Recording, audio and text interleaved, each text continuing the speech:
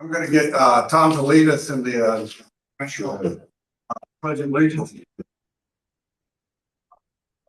Pledge of allegiance to the flag of the United States of America,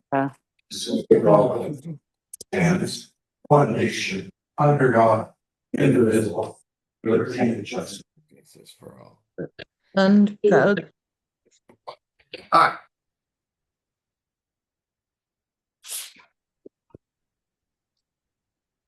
And we have two people, we have three people.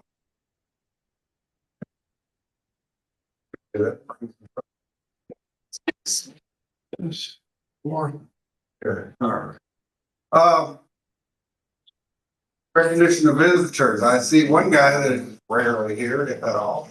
Well, because he's brand new to our organization. Well, that'd be a good excuse. So I wanted to introduce the board to, I don't know, you want to make a big wave so they can pick you out of the crowd. To Harrison Bent. He's our coordinator of communications and, which has been a goal of the board for many moons. That we are visible and we share our knowledge with the community. And so Harrison has been on board, I think this is week three. Week three, and comes to us with a vast background in marketing and public relations. We're very grateful to have him. And the most important thing he'll be doing is meeting with districts and identifying their needs. And as we say often, there are 13,000 kids, so that means we have at least 13,000 stories we can tell.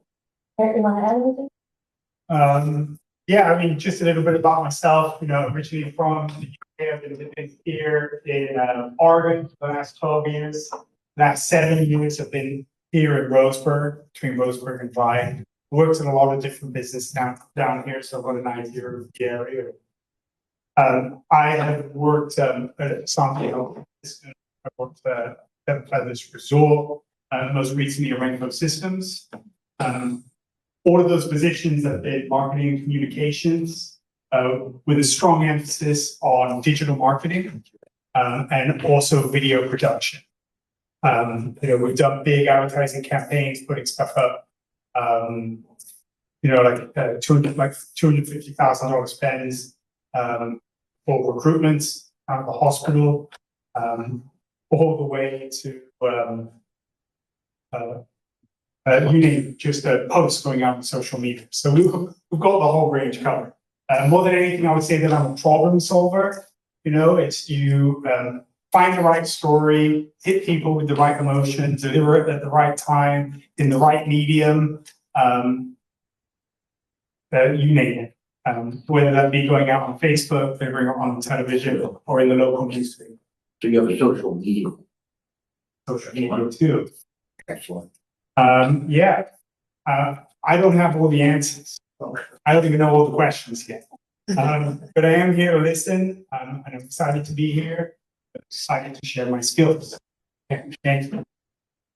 And one of the projects out of the gate we'll be working on is recruitment marketing for roles that you always see in Holly's report. And so he's already been meeting with key staff to get the story so we can start telling it. So we're happy to have him here and have our team back up to 3 members and therapy. So it sounds like we would have background in many stakeholders and working stakeholders and project manager probably. Good background. I know. What's your accent? I'm originally from Yorkshire in England, but I do not have a Yorkshire accent. Because my dad he grew up in, he's from Florida. And so I've got a bit of a lost in the Atlantic kind of accent.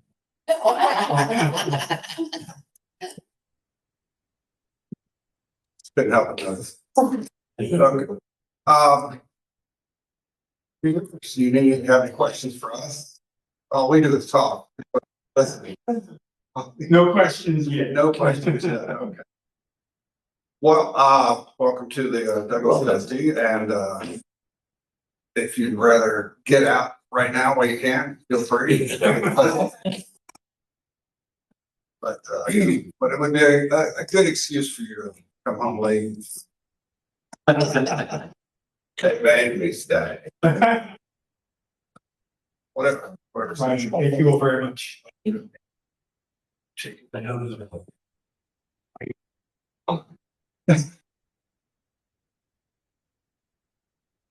He wants us to follow him and go get a pint.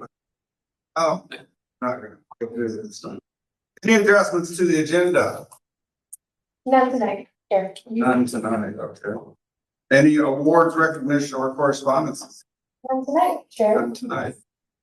Zooming now. Presentations to the board. I don't see any listed here None tonight, Mr. Chair. tonight. Okay. The consent agenda, do I hear a, I move to be approved. Consent agenda as written. we have a motion, do we have a second? Second that.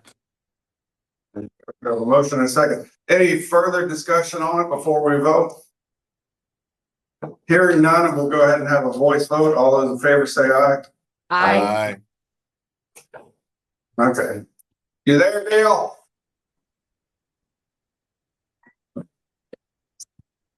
Yeah, she's there. I'm here. I said I just was muted. Okay. I think we have Gina as well. Yes, I said aye. Good, thank you. Measure passes. Let's see, superintendent's reports on page 5. Follow.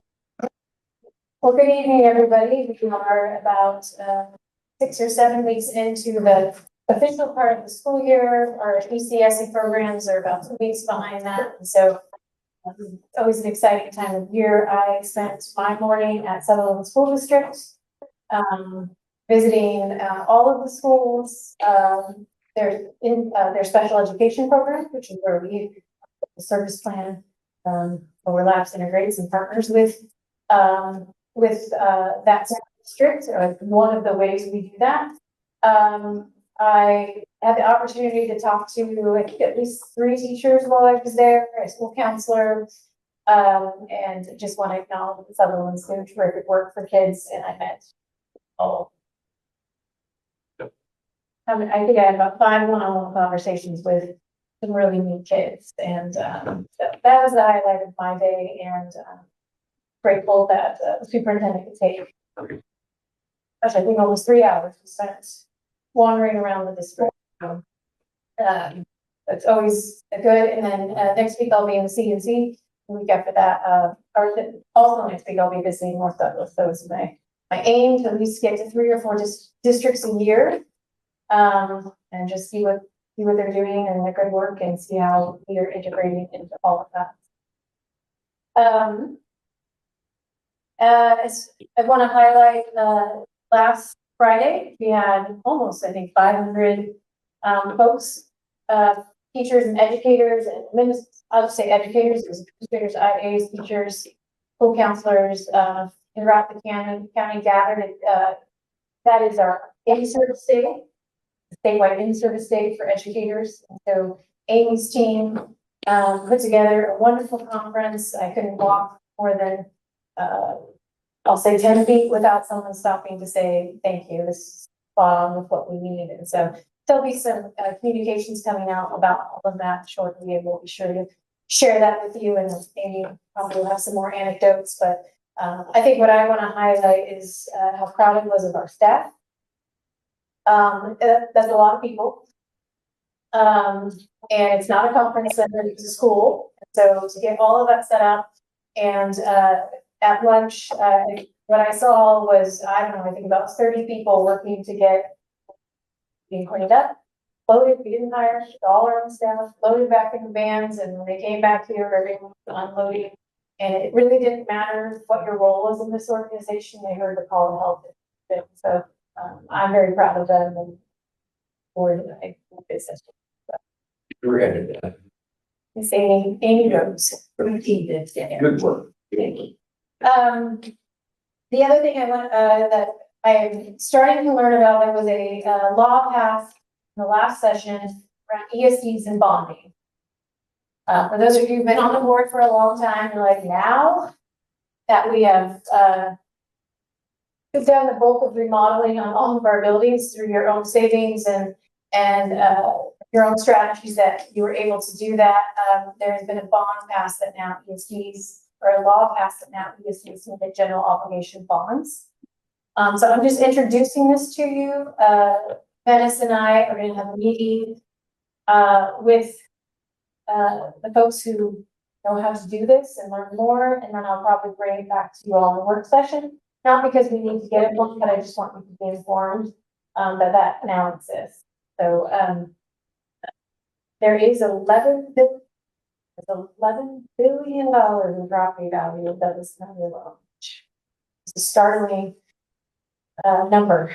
So we'll bring that conversation to you. I just want to give you a heads up that we are learning. We are not proposing, we are not even thinking we need it, but we want to learn, and that way an opportunity does arrive. Yeah. One more thing on behavioral health. This was out of my board report because it has been going back and forth. We have been looking at both RFQ, where we through the procurement process contract with a provider of behavioral mental health in schools. We're looking at using school-based Medicaid dollars to deploy and operate the program ourselves. It is a 60-40 split. You only get 60% back. So you have $100,000 salary. The ESD would be responsible for at least 40,000 of that. And I always estimate at least half because you can't build while you're doing the building paperwork. So the gap on just using Medicaid and the difference is really a huge lift. And so we are continuing to look at other ways that we can maybe mine that gap, mitigate that gap, and make it smaller. But I believe we'll also within the next few weeks be posting the RFPs districts saying that that's an option that will work best for them. So if you see an RFQ go out, you guys reviewed it, I believe, in August, and that's where we're heading. I see a hand here.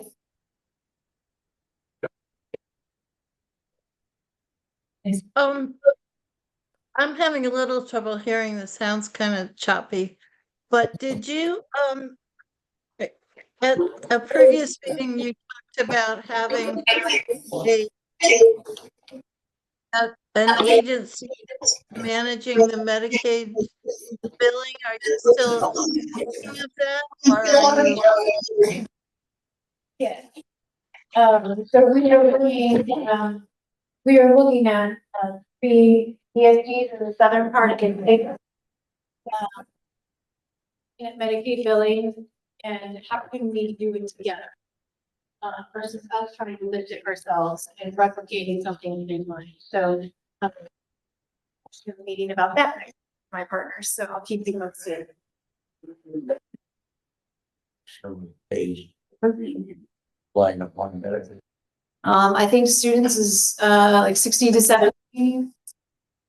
70%. I think 70 would be the high, but I think it's somewhere in that range. We can get you an exact number. We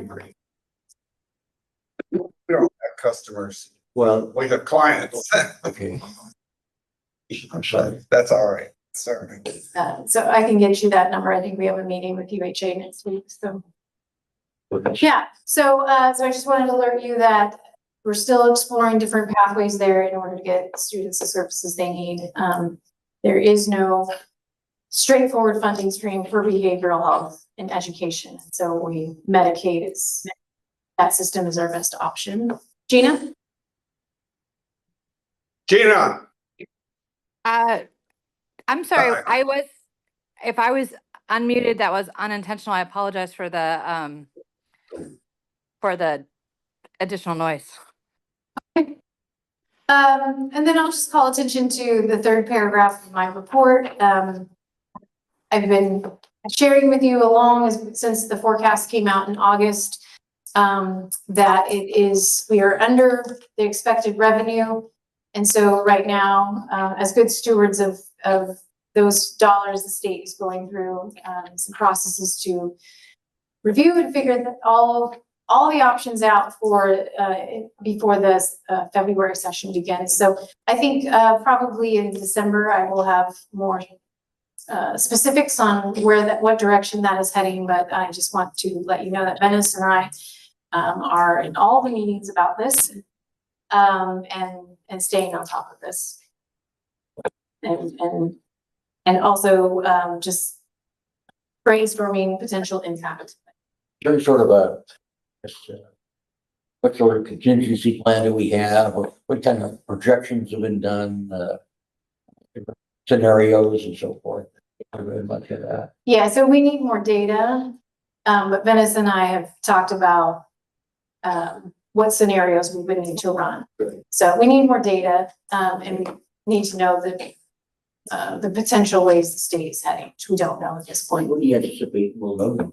I think November, December. So I don't think I think the December board meeting, I will have information Okay. that is more readily, that would be available. So at this point, we don't know. And as those of you who've been on school boards for a really long time, this all depends on there's 2 more economic forecasts between now and then. And so right now, we just have our planning pants on and then we just keep a watchful eye. There's a lot of time and a lot of things that can change between now and then. So we watch these things go up and down. And so we're just keeping the eyes on those numbers. And that's it. Does anybody have any questions for Alicia? Go ahead. Go ahead, Gail. Yeah, I just want to raise the question. I'm absolutely sure you don't have answers at this point, but last Friday, the federal government eliminated the Office of Special Education Programs at the federal level, and a lot of funding and stuff comes from that. What I'm asking is if you can keep us up to date on what the implications of that might be. I know we don't know, something that happened last Friday and how it's going to affect us, but additional cuts in special education funding. I know a large portion of our budget relates to students with disabilities. So I just wanted to raise that as an issue and ask for some updates as you get them. Yeah, so our SPED director is at the special education conference today and tomorrow. So I assume she will get an update about that. With the government closed right now or shut down right now, it's hard to get those if-then situations until they reopen, but we will keep you apprised. Okay, yeah, I just wanted to bring it up and mention that it had happened. Yep. Thank you.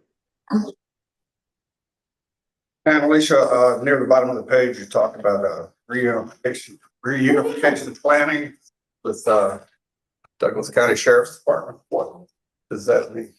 So over the past, I think 3-ish years, we have gone through for Richard's sake, about I think 3 years ago in February, there was what we call a swatting incident, where there were phone calls that went into several school districts about a violent act. And so that really encouraged all of the school districts, the sheriff's office and the emergency planning office to gather together and debrief that situation, because thankfully it wasn't real. And that's a good time to stop and check practice. So one of the things that we did is we brought in the I Love You Guys training, and there's the language in here, right there. Which basically, I think almost all districts are using, plus the sheriff's office are using that universal language. So if it's a lockdown, there's words that we use and we all know what they mean. So that was the result. And we brought in the I Love You Guys. It's just a foundation that provides this training. Everything you see that's available on our walls is free. So you just pay to be trained on how to use those protocols. It's called a standard, what is it called? Not I have reunification standard. The first one. Yeah, I've got communication on my brain too. We have the second one on our brain, so I can't get the acronym out, but and so district spent 2 years working on implementation of that standard response. Yes. And then in August, we brought I Love You Guys back for reunification. So if there's an event, which could be like a gas leak, and you have to get all of the kids out of the school, that there's a reunification practice of how you get parents and kids back together on a site that's not your school. And then there's obviously the type of event that we practice for and hope never occurs again in this community, which is the violent things. And so we went through a training in August about how you get everyone back together and you ensure the right parent and the right kid are back together, and that whole process. And so what we learned is many of our districts are likely not big enough to have that many extra adults who could do and lead that reunification process. So we've, as the superintendents have said, let's do this as a region, similar to our flight team. If something happens, you say, hey, be at this site at this time, and we need 50 people or we need 20 people. And so Veronica and I met with the sheriff's office because they are the law enforcement agency in the majority of the county, and emergency services to kind of go over what would, in any school site, what would this look like? And then our plan is to go out to all, I believe, probably 12 districts at this point, and review their site, have the plan in place where everything's going to go, and then what services we need from the sheriff's offices and from emergency planning. And so that's whether it's a gas leak or a different type of event, it's all planned for and we're ready to go. Who's paying for it? The training, the ESD paid for, the rest of it is just our time. Okay. So that's the sheriff, that's everyone involved, but there's no, like I said, everything with I Love You Guys, with the training is free, like after the training is free. Yep, So so it's something Harry- you're asked us to do. What's up, Michael? I was just gonna say, Harry, you probably went through some of the elements of reunification training when you did your hazard drills on the buses. Right? It's a lot of transportation work. It's a lot of communications and logistics work. I'm really glad we're doing something for all the districts because it makes it possible. Very hard for districts to do on their own. Yeah, Roseburg's probably the only district that has, because they have 800 staff. Yep. The rest, but we will still engage with them around their planning needs as well. Yeah, shooting at UCC showed the law enforcement community just how chaotic everything gets when there's 5 different police forces getting together with 3 different ambulance services and 3 different fire departments all in one place, and they're locked out. Yeah, and so what we will do for districts is we would go to the site and we would take care of all of that so law enforcement can do their thing and make sure kids are safe. Right. Any other questions, Craig?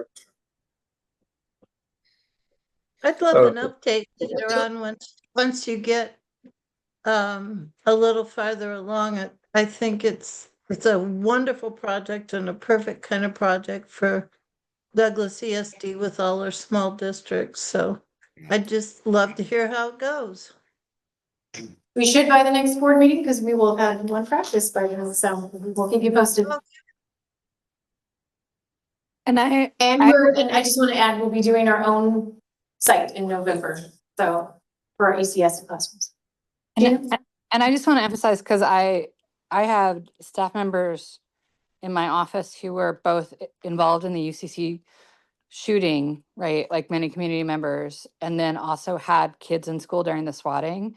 And I was worried they were going to die. Like I was literally worried they were going to have a heart attack because they didn't know what to do. So I just really want to emphasize like how much I appreciate it and how good it is for because we have so many people that we don't realize who are either involved in UCC or lost somebody. So still, even though it's been a moment. Yeah, Well, our I district's high priority. Gail? I What's up? just wanted to say it's way more than the law enforcement collaboration. There's so much that has to do with, as Gina mentioned, interpersonal things and how parents find their kids and you know, what do we do now that cell phones aren't allowed in schools? And there's just a huge list of questions that need to be addressed, and I'm really glad we're doing it. Yeah, it's a high priority for districts, so. Hearing no further questions, I'll go ahead and move on to the Ed Services report by Amy. Hello.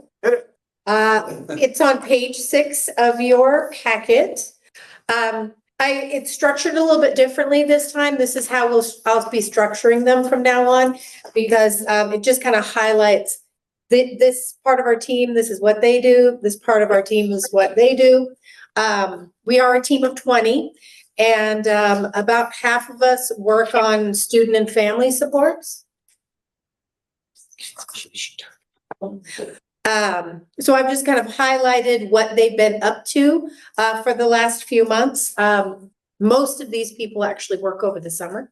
So like our youth development team, they're working with kids over the summer and running kind of a summer camp situation. And then our district supports folks, those are the people who are out coaching teachers, running the new teacher mentor program. And that's where the October 10th PD really came into play. And yes, as Annalisa said, everyone from my team was a part of it, whether they were putting bagels and cream cheese out for folks or refilling coffees or presenting. About half of our staff did present there, running registration tables. There was no job too big or too small. And I just really want to give kudos to the team, because we had expected 200, 250. It was closer to 500, which actually speaks to the work that our regional educator network has been doing. They've been really working closely with districts to hear from them, what do you want from us by way of professional development? And they did a really good job creating something based on the needs that they expressed. So just a really, real big feather in my team's cap. They did amazing work. Any questions about my report? Good work. Thanks. Hearing no further questions, we'll move on to HR update. Holly, this is your moment to shine. You hadn't been here in a while. I was here last month, but I feel like I've been gone because I went to a national conference. And so, you know, when you travel, it feels like you've been gone for months. So she's burned up her vacation time. Right? Yeah, that's right. Actually, it's more tiring than I expected, Oh, but sure. yeah, but I will just highlight a few things that was at the conference. And as a national conference, we don't go often because, you know, they're far away, but they're good. They have such good, rich, you know, information. What I was pleased to hear is that they talked a lot about onboarding and recruitment and retention, and we have a lot of those things already beginning to be put in place. And so HR does an onboarding monthly, but through our operations team and some hard work of Veronica, we're putting together some department onboarding, and that is really at the crux of having good retention. So it's about, and they emphasize this over and over again, how the people feel when they come into your organization. So we're talking about culture, you know, in our agency often, and wanting to emphasize that. So it was really good to hear that we're thinking about these, and we've been talking about these things, you know, this entire time. Something that was interesting that was brought up in one of the sessions was housing. And so a third party, you know, program talked about housing in a lot of the areas that across the states. California has a couple, Tennessee has one, that they are using a third party company to build construction sites, housing for staff, because that is part of the retention area. So that was very interesting. You know, as I read through it, I was like, I'm curious. So anyway, that was an interesting thing that's completely different than HR. So I was appreciative to hear that creative things are happening around recruitment and retention. And so those are just some of the things. But overall, it was very very good, very helpful in a lot of the things that we're doing. So Housing for staff. hires or staff? Staff. It's an epidemic across, we know it's an epidemic here, but it was interesting to hear, it's an epidemic across the states. Not only are the need to recruit teachers and SLPs is an epidemic, but so is housing. Like, interesting. So it was an interesting session. Some jobs. Yeah.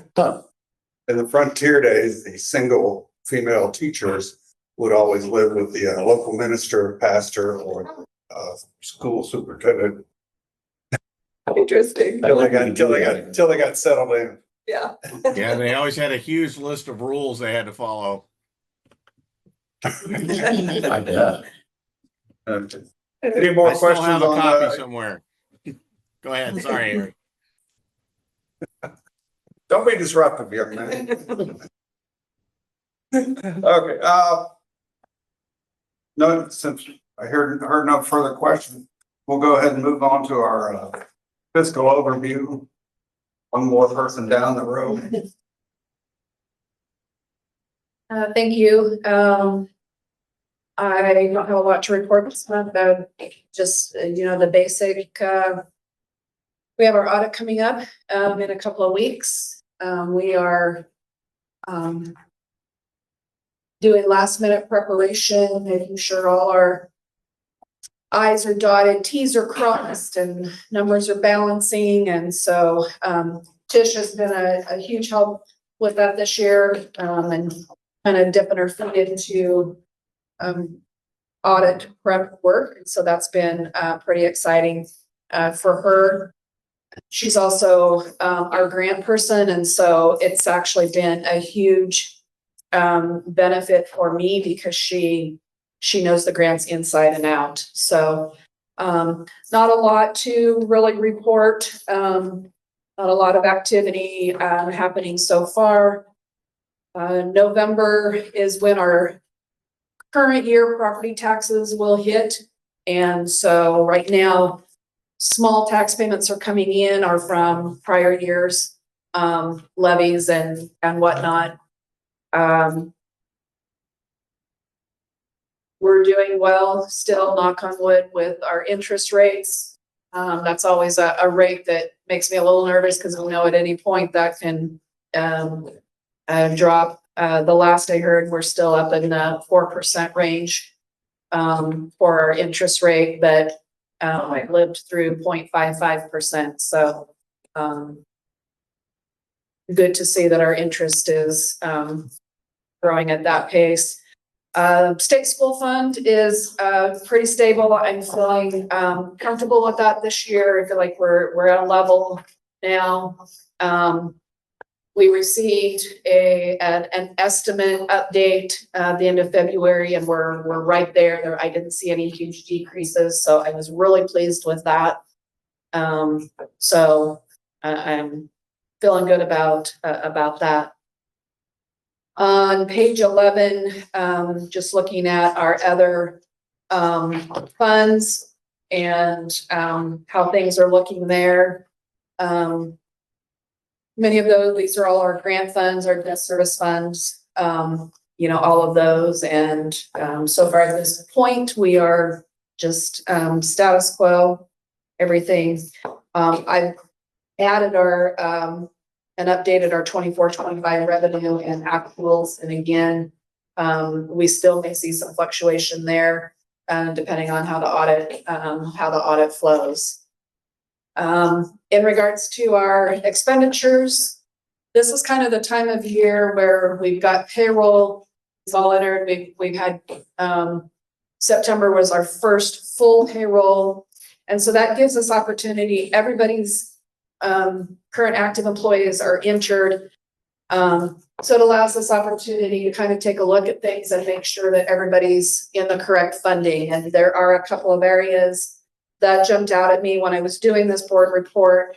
And so I just wanted to note that when you see this budget balance that's in a negative in the parentheses, I have researched all of those, and they were inadvertently some input errors and just some confusion, miscommunication on where people are funded out of.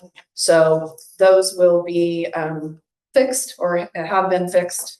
Besides that, we're looking good in regards to our funding, our appropriations. It's early, but spending has been, so right now the majority is our encumbrances for payroll and what we've paid out so far in payroll for the first 4 months of the fiscal year. Any questions on the financial Always report? below through her budget, 128%. Errors. Yeah. That'll be changed. Yeah, Holly actually pointed that out to me. I was like, oh. Yeah, and she came to me this way and I said, but poor Holly has just been crazy busy and it's hard to like track her down. You gotta run fast. I'm just gonna say your little footsteps going down the hall. You gotta run fast to keep up with Holly. It's a So- funding code that needs Yeah. to be changed. Yeah. So, General fund has expenditures, but it doesn't have revenue for a federal grant call. Is it split amongst a bunch of these different revenues coming in? what page are you on? 10 and 11, Okay. the revenue up top Uh-huh. has forest, has wildfire, but there's no revenue for federal grant. But yet, down below on page 11, we do have a 3,300,000 as expenditures.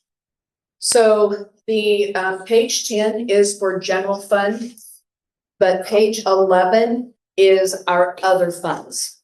And so like Fund 101 is our district reimbursement. And then the others are all our grant information. So Fund 201 is our federal grants, 205. So those are all our grant monies that come in from the different, whether it's philanthropic, the state, our Department of Early Learning, all of those. So that's what page 11 is. So page 11 doesn't have anything to do with general fund. Okay. So the two are different. Page 10 gives a little bit more detail on all the different types of funding within general fund, where page 11 is a summarized of where we're at. I added the 24-25 revenue. As revenue starts coming in, we're still early in the grant claiming. I'll update that 24-25 revenue column to start incorporating 25-26 revenue that starts coming in for our grant. One more quick one, page 12, number 406, behavioral workshops. I don't know if instructing and teaching has just moved on in the decades since I did my little bit, but behavioral workshops, in my mind, were always huge. I mean, you have so many students, they can sit here and read a book and it's just words to them, but they have a workshop, it backs up what they're reading. So I'm sitting here thinking, well, behavioral workshops, why isn't that not a lot bigger than what it is? $9,300?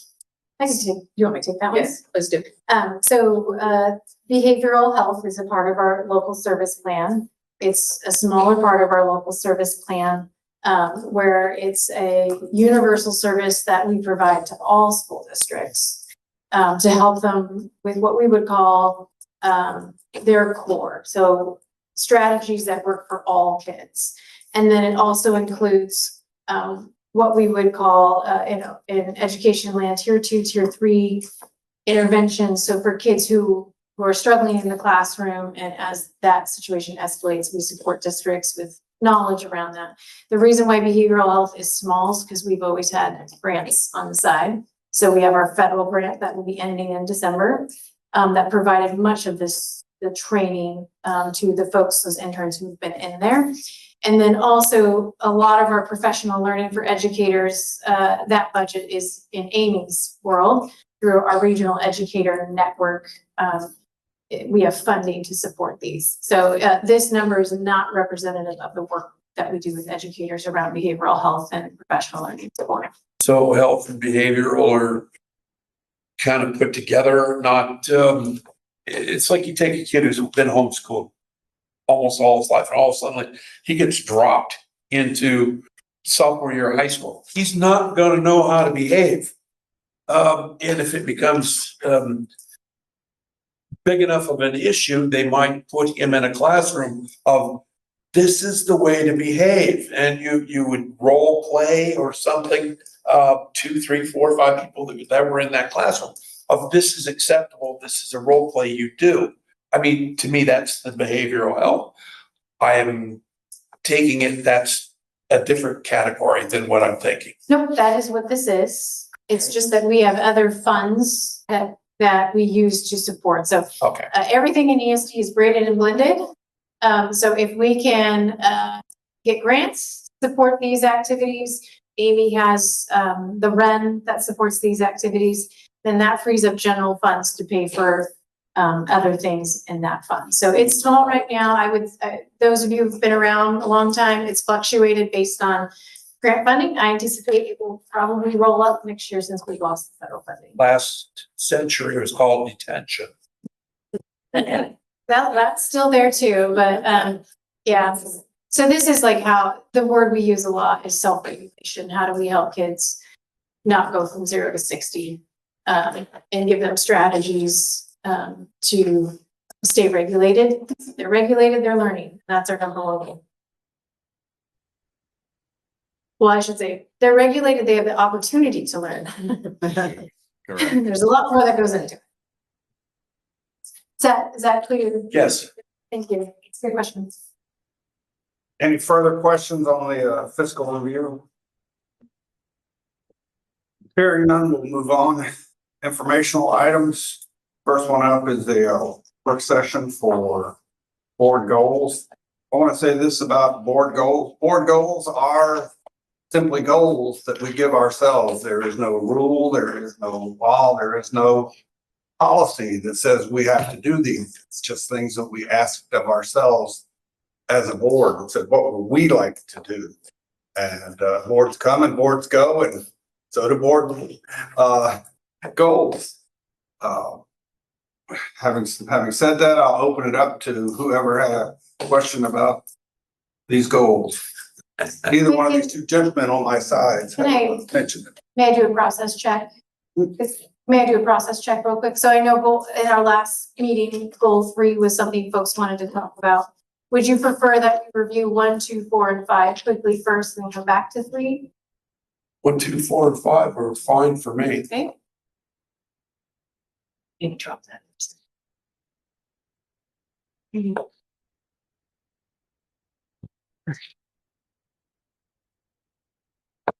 That, very.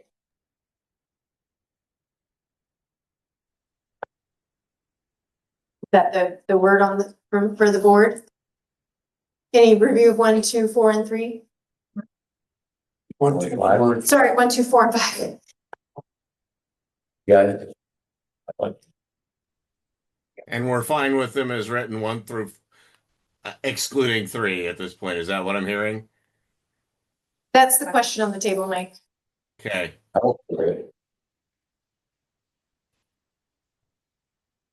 I am personally fine with reviewing only goal 3.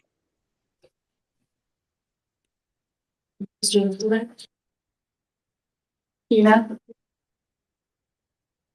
I'm fine with them as written. Okay. So I can give some history on goal 3, if that would be a good starting point. Because the board who wrote this is not the board who, we have new members to the board since this goal was written.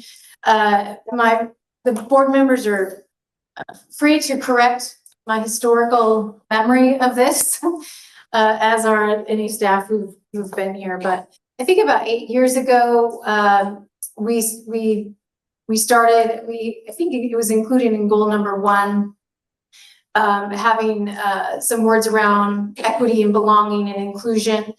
And then if I recall, it was about 6-ish years ago, I wasn't the superintendent, and so I'm going back 5 or 6 years ago, it became important to the board to pull that goal out on its own. And so there was also things happening throughout the state around DEI, EDI, however folks want to refer to it, as well. So there was a lot of context for this goal. And then I think my second year, we reworked the goal. Because these goals should move and continue to change as we grow as an organization. And so I just also want to bring in the context of what this goal was, the meaning for the board. And again, please feel free to edit this. But diversity is lived experiences, and all of those experiences that we bring into this space. If you grew up in rural, if you grew up in urban, what type of occupation you have. Of course, it includes ethnicity and gender and those sorts of things. It includes poverty and wealth and all sorts of different things in diversities, bringing all of those experiences together. Equity is about access. So based on your experience that you have access to something. So I have darn good eyesight. And so I can walk into any room and read anything. I can even pick up those numbers way over there. But other folks need aid. Visual, either contacts, glasses. We actually enlarge the text for our board meetings to make sure that folks can access that. And so like that's one form of equity in what we do as an agency. A lot of this is around our special education students. And so one way that one example is processing disorders. So kids who hear 3-step directions and because of what's happening and how their brain works, they take them out of order. So if I say, get the hand out, cut out the square and color it red, kids will color it red and turn it back in. That's an example where it's easy to go back and cut it out, but in science class, that following those multi-step directions matter. And so providing kids access and how we offer directions and multi-steps is just one example. And inclusion is just, if we create spaces where everyone can belong and include. And belonging is really, as an agency, how we approach this work is ensuring that all staff and all of our students, that we set up programming for folks to belong. It's also. Hang on a second. Yep. Gail, did you want to jump in? We're hearing little beeps from the machine. No, No. I'm not doing. No, but Okay, thank you. I'd be happy these to will- chime in. If you're all Go ahead. right with that. Sure. Yeah. So I think when we talked earlier about kids with emotional difficulties and behavioral issues. That's one of the big areas that we will look at in diversity in Southern Oregon. One of the other areas is kids' economic status. So keeping that in mind is important when you're looking at this goal. I just have a real problem with this in terms of hiring, because, again, I think the best person should be hired, not somebody hired just because of their ethnicity or any of that. Yeah, let me clarify that real quick. So that was the intent of what this meant. And actually, when the administration in February was releasing its executive orders, I had our legal team review these. Yeah. And because that hiring could be interpreted in a different way that we wrote it, that was actually one of the recommendations. And that just means, I think we were talking earlier about housing. Mm-hmm. And so it's looking at your system and saying, what is making it harder for people to apply to Douglas ESD and housing? We have lost candidates because they couldn't find a house, especially if they have pets. So that was the intent, was to make sure we review our system and make sure we aren't creating artificial behaviors for the best candidates to come. So I would say that would be rewriting that piece is definitely, we don't want to leave that open to interpretation, and we want that to be clear. Good. So, yeah. Alicia, Yep. okay. 8 years ago, ESD, sorry, DEI might have been a great program, and not that it wasn't a great program 8 years ago. Our problem is today with our fluid things happening in the country, the letters of DEI have been hijacked. It's been changed. It's gone to a very negative connotation in various parts of this country and parts of the world. I feel that in lieu of that going to such negative, we need to change the wording because words matter. And someone just walks up and look at this, and they're already sitting here imagining things that our current culture is telling them that DEI stands for now, whether it did 8 years ago or not. Some of the words here, Douglas ESD will lead increased capacity in the region in providing the best education, no matter the handicap or the special need of the child. I mean, that right there, if I were a parent and I walked in there and I saw that, that would make me feel so much better than worried about, are they talking about my child not getting hired, or in my child, since he's Native American, he's not going to get the same education? I like it just, we will provide the education no matter the handicap, special need of the child. It's more a work in progress, not a specialties, not a words. It's not negative. So I I would- just, I- Go ahead, Gina. I appreciate what you're saying about DEI having been hijacked. But I do want to push back a little bit when we talk about equity, and I want to specifically talk about like kids that I work a lot with, which are foster youth. So they may not have disability or handicap, but they have lived experiences where having a goal of inclusion and equity matters dramatically in their capacity to learn, and they are already often coming from circumstances where they are significantly disadvantaged. But I am a little hesitant to label them as in a negative way, which is one of the, because that when you talk to them, they already tell you that everybody in the school is rich or they have normal families, and so there's no space for them. And so I really would encourage us to consider equity, and I apologize for my dog, equity, because we're talking about access, meeting children where they are versus, and that benefits the learned experience. And the other example I would have is my kids went to Fir Grove, and they had the experience of going to school with somebody who was blind, but frankly, who was smarter than both of them. And I have very smart kids.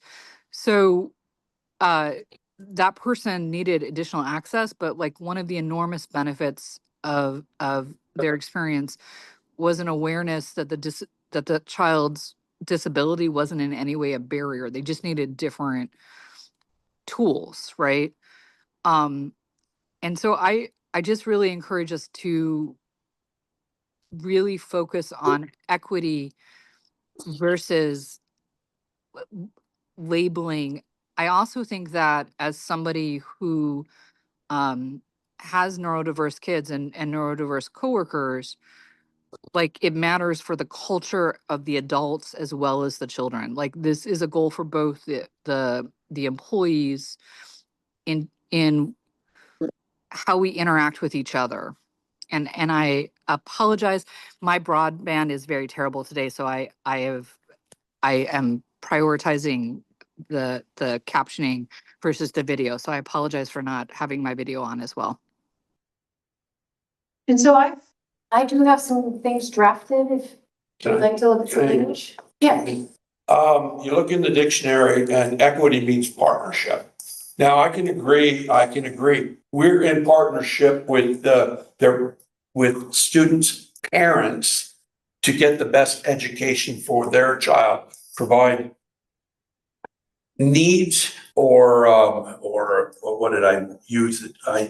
Best education or needs or handicap needs.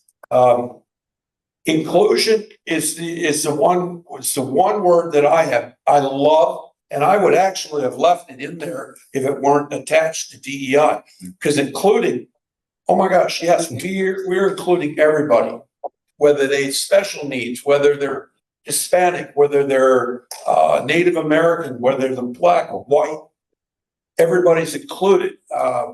Now, equity, I grew up in Myrtle Creek. My dad didn't have two $5 bills to rub together growing up.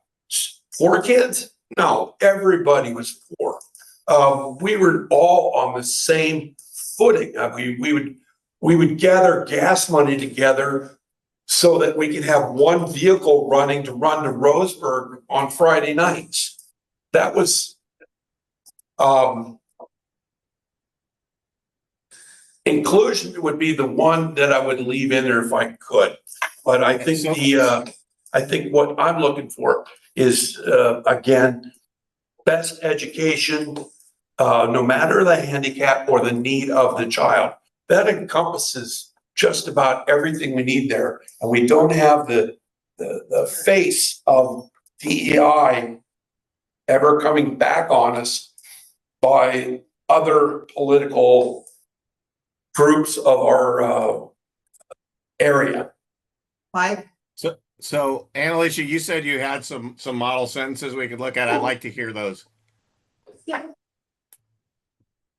Veronica will pull them up for us to look at. I agree with what you're saying about DEI.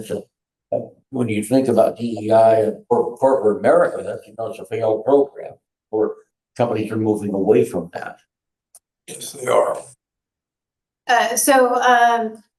Option number, you can read them. Option number 2, I would change to Douglas ESD to be in line. Both of these would change to Douglas ESD as the first thing to be in line with how the other goals are written. I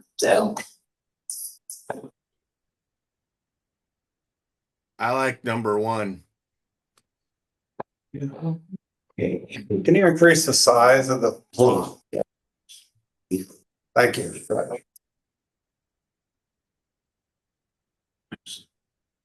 Aspiration, I can aspire to become Einstein. If I don't have the ability, I can't. So if their highest potential, I would change the word from aspiration to potential. We're going to try to get them as high as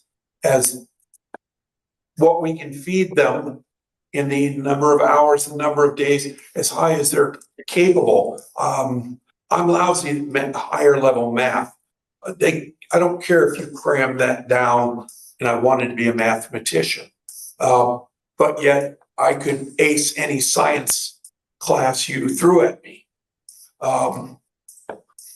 So my aspiration should have been to be a doctor, even though I can't. Physics is way beyond me. Calculus is, yeah. I'm going to disagree with you there, because one of the most powerful things we have with kids is getting them to think beyond what they believe their limitations might be. So I like that term. I hear what you're saying about the logistics and reality of it, but if we don't shoot for the stars, we might not be shooting very high at all. I like the wording in one. Okay. It's really an improvement over what we have in the goal. It is. Yeah, I like the wording on 1. yeah, I agree. I want to suggest, I like the wording on 2. It's longer, but it's also more specific about how, you know, So the second sentence in there, individual valued and supported through intentional action. Got it?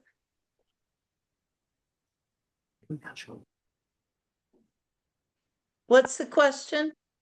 Well, I was just saying you could take the second sentence from option 2 and drop it into option 1 because it's more Oh, okay. intentional, like you say. Right, Yeah. So if Um, you just pulled that whole section out and there, yeah. I like it, then you have an action plan tacked to it. And I wanna, when I first heard the conversation about how goal number 3 was problematic, I had a fairly strong reaction to it because I know that DEI has been weaponized, but I didn't like that.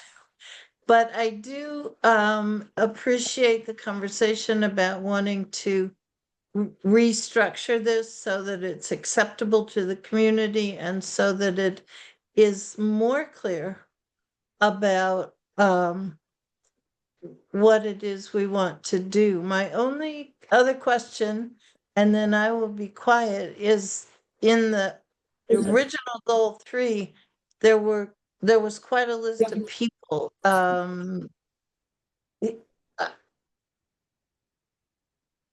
Oh, maybe not. I made it up. Well, we've revised it a bunch of times, Gail. I mean, we've revised it a couple of times in the last few years. So Yeah. I like the option 1 without the extra paragraph added in. It's just, goals can't be too huge. I like the and fact that it adds specificity. With the additional tax dollar in there. Or not? Yes. Mike? Yeah, I said I like that it adds some specificity. I don't think it's too long. The second paragraph is nice. I'm worried about length, and I thought that first paragraph pretty well punched it.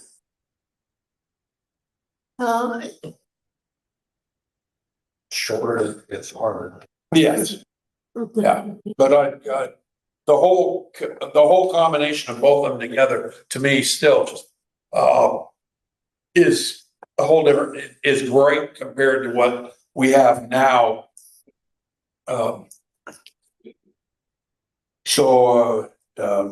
If you don't mind, I'd like to make a motion that we accept, option number 1 as it is up there on the screen. So, because we're in work session, we're working the goal. Okay. Bring it back to the next board meeting for a first read Okay. and adoption. But if we're all comfortable with that, then we can move forward. Yeah, Yep. I am. Yep. And we could just put it in consent agenda, actually, Veronica just said. So can Okay. I ask one more question, is how would you like the goal named? Yeah.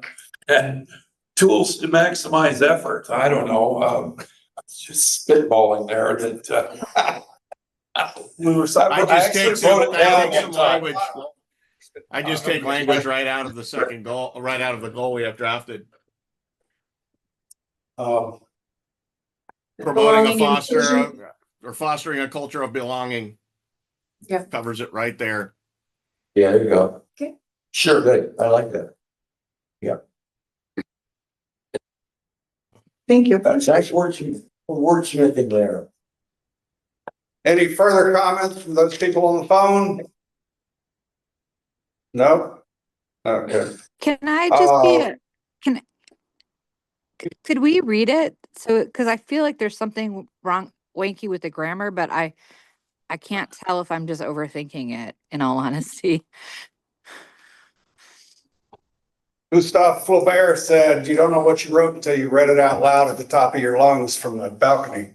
Yeah. I can read it. so the board can listen. The Douglas ESD strives to foster a culture of belonging and inclusion, ensuring that every person is supported. By promoting equitable access to educational resources, we empower individuals to reach their highest aspirations. Through intentional action, we encourage inclusion and belonging. Barriers are removed and all voices are heard, advancing the vision where every individual can thrive and succeed. So we need to remove the periodic punctuation after supported, and then we're good. Just take the period out. I In think we front have of two by, English teachers. in front of We're- by. Yeah, just take the period out of there and decapitalize B. There we There you go. go. And just take that. There we go. Beauty. Thank you. It's verbose, but I'm okay with it. Yeah. And it's important. It is. It's very important. We have to do that.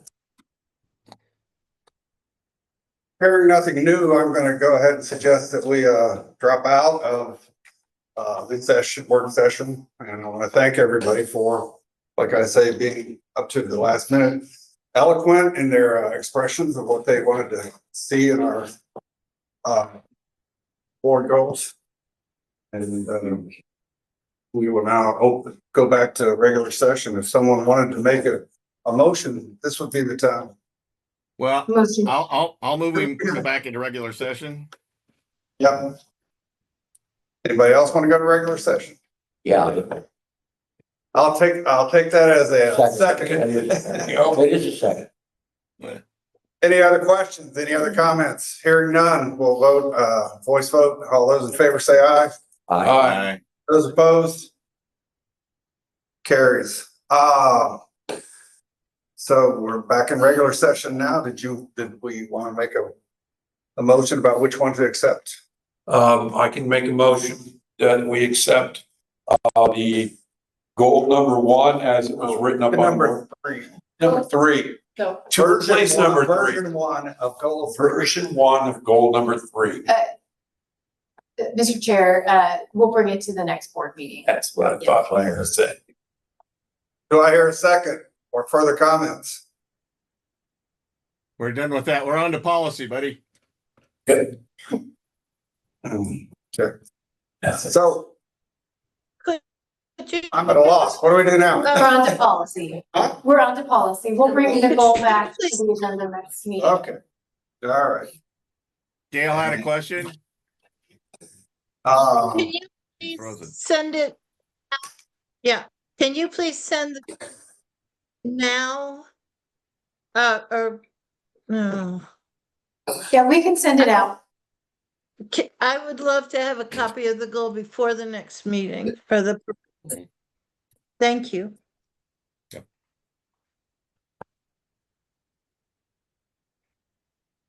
Okay. Harry, if you like, I'll go on with the policy first reading. Who's that subcommittee chair? That'll Mike, be me. Mike. What do you say, Mike? Is this? So we went through the policies, first reading. We all agreed that we liked option 1 of policy DJ, and we were fine with the other recommendations as submitted.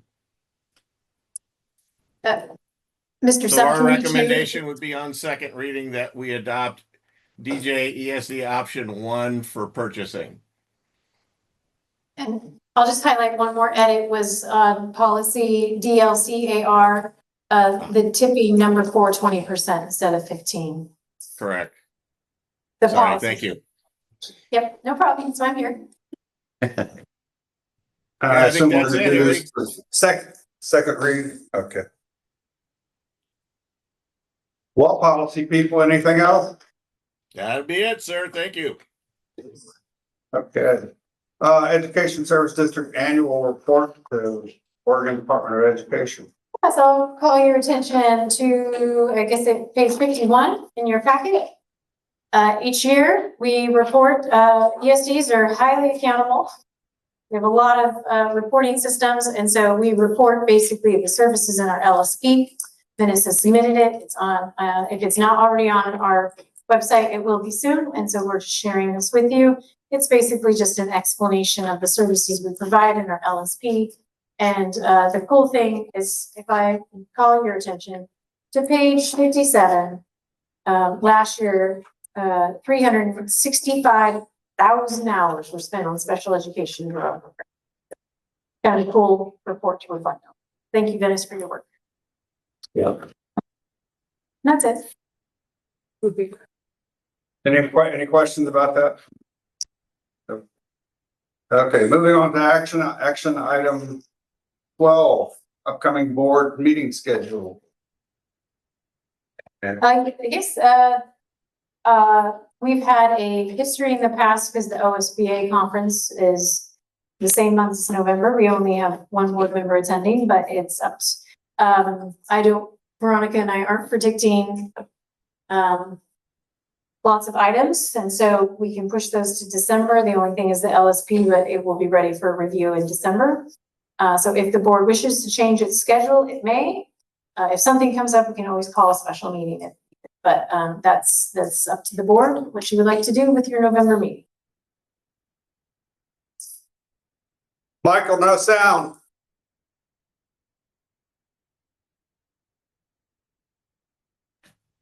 Sorry, little mouse trouble. There we go. I moved that we cancel the November meeting in lieu of a December meeting for a follow-up. I'll second that. And any comments or questions about what that means? Nope.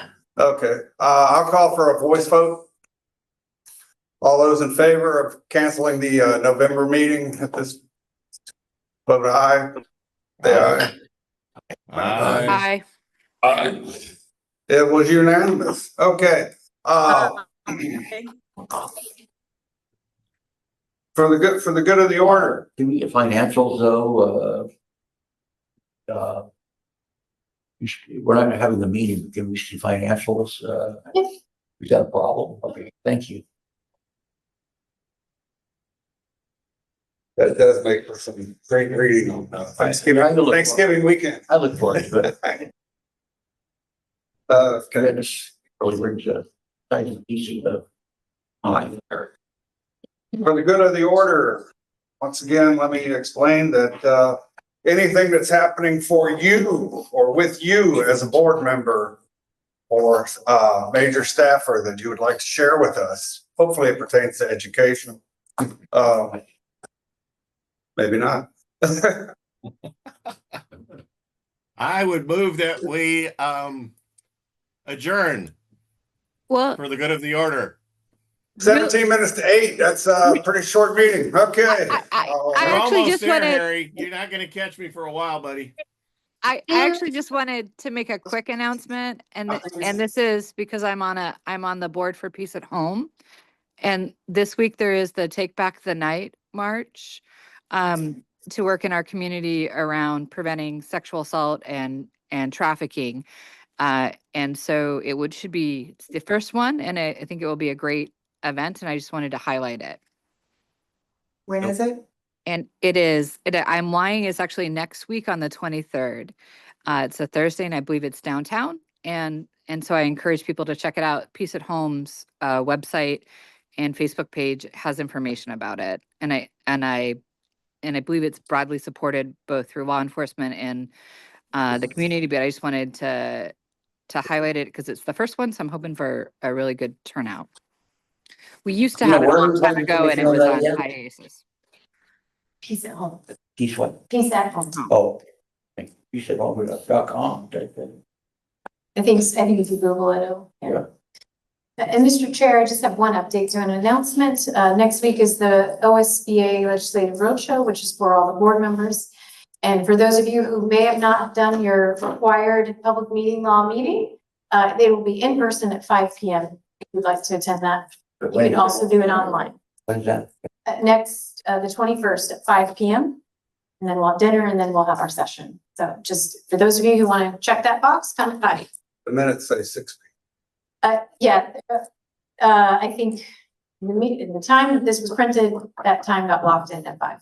Okay. So the public meeting workshop is at 5. The regular presentation is at 6. October 21st. So do we need to sign up with you for that? Veronica, Or please. OSBA. I already have you all registered. Okay, great. Yeah, I always come to that one. Okay, any other business? Funny or otherwise, none? Okay. Move on to a possible adjournment. I already made my motion, Mr. Chair. I'll second that. First and second have been made. Hear any discussion? Hearing none. Go ahead and vote. All those in favor of adjourning, say aye. Aye. Aye. Good enough. We're gone. Thank you, everybody, for being here.